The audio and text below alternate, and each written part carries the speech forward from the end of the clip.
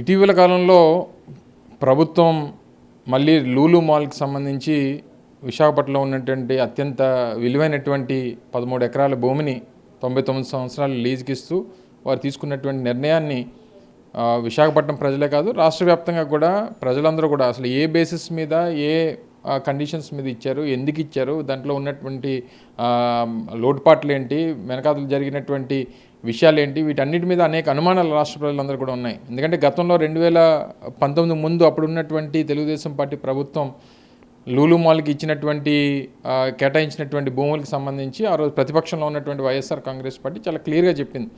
విశాఖపట్నంలో నాకు తెలిసి ప్రభుత్వానికి సంబంధించి రాష్ట్ర వ్యాప్తంగా ఉన్నటువంటి అనేక భూములు ఉండొచ్చు, కానీ అత్యంత విలువైనటువంటి భూమి విశాఖపట్నంలో ఈ 13 ఎకరాలు అనేటువంటిది మొదటి నుంచి చెప్తూ వస్తూ ఉన్నాం. ఎకరం దగ్గర 100 కోట్ల రూపాయలు విలువ చేసేటువంటిది. ఆర్కే బీచ్ నడిబొడ్డున ఉన్నటువంటి ఈ ల్యాండ్ ఎట్టి పరిస్థితుల్లో ఇది ప్రభుత్వ అవసరాలకు వాడాలి, లేదా ఇతర విషయాలకు వాడాలి తప్ప ప్రైవేట్ వారికి దారదత్తం చేయడం అనేటువంటిది కరెక్ట్ కాదనేటువంటిది మా తాలూకా పాలసీగా ఆ రోజు తీసుకున్నాం. మేము ప్రభుత్వంలోకి వచ్చిన తర్వాత చాలామందిలో ఉన్నటువంటి అపోహ ఏంటంటే లూలు మాల్ని మనం ఏదో తరివేసామనేటువంటి మాట లేనటువంటి దుష్ప్రచారం చేశారు. మనం వారికి ఇచ్చినటువంటి ఆప్షన్ ఆ రోజు ఏంటంటే మనం ప్రభుత్వంలోకి వచ్చిన తర్వాత వేరే ఆల్టర్నేట్ ల్యాండ్ ఎక్కడన్నా మేము ఇస్తాం. ఎందుకంటే ఇది విశాఖపట్నంలో అత్యంత విలువైనటువంటి భూమి, ఈ ప్రజలందరికీ తెలిసినటువంటిది.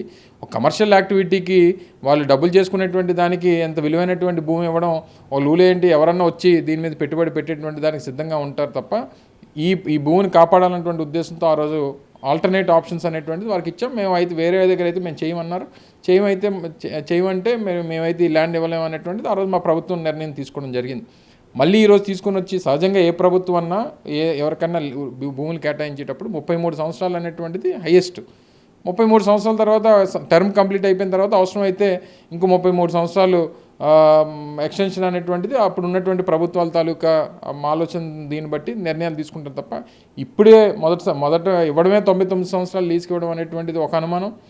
రెండోది 2000 కోట్ల రూపాయలు విలువైనటువంటి భూమిని, రెండోది స్టాంప్ డ్యూటీ ఎగ్జామ్షన్స్ అని అదని ఇదని రానటువంటి కాలంలో ఉన్నటువంటి అవసరాలు తీర్చేటువంటి దానికి ఏదైనా అవసరం వస్తే ప్రభుత్వం సహకరించాలనేటువంటి లేనిపోయినటువంటి కండిషన్స్ అన్నీ పెట్టి, ముఖ్యంగా మీరన్నా నేనన్నా ఎవరన్నా ఏదన్నా అద్దెకిచ్చినప్పుడు 2 సంవత్సరాలకో 3 సంవత్సరాలకో కనీసం 10% 5% రేటు మన రెంటల్ ఛార్జెస్ పెంచాలనేటువంటి పెడతాం. కానీ వీరికి ఏం చేసే 10 సంవత్సరాలకి ఒకసారి రేట్ ఎన్హాన్స్మెంట్ అనేటువంటిది పెట్టారు. సో ఇవన్నీ చూస్తే ప్రభుత్వానికి భూమి నష్టం వాటిల్లుతూ ఉంది, ఆదాయం నష్టం వాటిల్లుతూ ఉంది. ఇవన్నిటిని చూస్తే అసలు దీని వెనకాతలు ఉన్నటువంటి బ్యాక్గ్రౌండ్ ఏం జరుగుతుంది అనేటువంటిది అనేక అనుమానాలు ఉన్నాయి. మేము ఇప్పుడు కూడా కోరుతా ఉన్నాం, ప్రభుత్వాన్ని ప్రజల తరపున కోరుతా ఉన్నాం. వేరే ఇప్పుడు కొత్తగా డెవలప్ అవుతుంది, ఇప్పుడు భీమిలి నుంచి భోగాపురం రేపు ఫ్యూచర్ అనేటువంటిది అనుకుంటున్నాం. అటువంటి ప్రాంతాల్లో ఇటువంటి పెద్ద ఆర్గనైజేషన్స్ ఏమన్నా వచ్చాయనుకోండి, డెఫినెట్గా మంచి జరుగుతుంది. అక్కడ ఇంకేదైనా గవర్నమెంట్ ల్యాండ్ ఉంటే ఇవ్వండి తప్ప విశాఖపట్నం నడిబొడ్డున ఉన్నటువంటి అత్యంత విలువైనటువంటి భూమిని తీసుకుని వెళ్ళి మీరు ఇస్తే వ్యాపారం చేయడానికి లూలు ఏంటి ఎవరన్నా వస్తారు. సో దీని వెనకాతల అనేక అనుమానాలు ఉన్నాయి. సో దీన్ని తీవ్రంగా వైఎస్ఆర్ కాంగ్రెస్ పార్టీ, ప్రజలు, అనేక రాజకీయ పార్టీలు, అనేక ప్రజా సంఘాలు అన్నీ వ్యతిరేకిస్తూ ఉన్నాయి. దీంట్లో ఎందుకు అంత స్పెషల్ ఇంట్రెస్ట్ ప్రభుత్వానికి ఏంటనేటువంటిది వారు సమాధానం చెప్పాల్సినటువంటి బాధ్యత వాళ్ళ మీద ఉంది. సార్, గతంలో కూడా వాళ్ళు సుమారు 2000 కోట్ల రూపాయలు స్థలాన్ని ఇచ్చినప్పుడు ఎవరైనా పెట్టుబడికి మించి అంటే ఇచ్చే స్థలానికి మించి పెట్టుబడి పెట్టాలి, కానీ అటువంటి లేకుండా 500-600 కోట్ల రూపాయలు పెడతామని చెప్పి అదే మళ్ళీ ఆ రోజు చెప్పడం, ఆ రోజు అనేక ఆప్షన్స్ చెప్పాం మేము.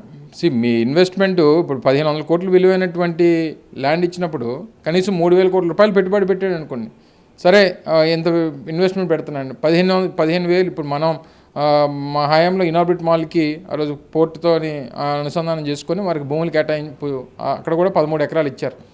వాళ్ళు ఇన్వెస్ట్మెంట్ అంతా కలిపి 600 కోట్ల నుంచి 700 కోట్ల రూపాయలు చేస్తూ ఉన్నారు. సో ఆ ప్రాజెక్ట్ కంప్లీట్ అవుతూ ఉంది, లీజ్ అమౌంట్ కట్టారు, అన్నీ చేస్తూ ఉన్నారు. ఇప్పుడు 1500 కోట్ల రూపాయలు విలువైనటువంటి భూమిలో 1000 కోట్లు 500 కోట్లు పెట్టడానికి ఏ వ్యాపారస్తుంది? దీనికి ఏం పెద్ద మ్యాథమెటిక్స్ ఏం అవసరం లేదు కదా, లేకపోతే ఎకనామిక్స్ అవసరం లేదు కదా. ఏ బ్యాంక్ కూడా ఇంత వాల్యూ 99 సంవత్సరాలు ప్రభుత్వం లీజ్కి ఇచ్చిందనంటే ఆ భూమి తాలూకు వాల్యూ కట్టి 1000 కోట్లు లోన్ వేస్తాడు. అలాంటప్పుడు నాయుడు మాల్ కట్టియచ్చు, లేకపోతే అమరో మాల్ కట్టియచ్చు. సో ఇవన్నీ దీని వెనకాతలు ఏదో బ్యాక్గ్రౌండ్ ఇది ఉందనేటువంటిది అనేక అనుమానాలు ప్రజలకు ఉన్నాయి.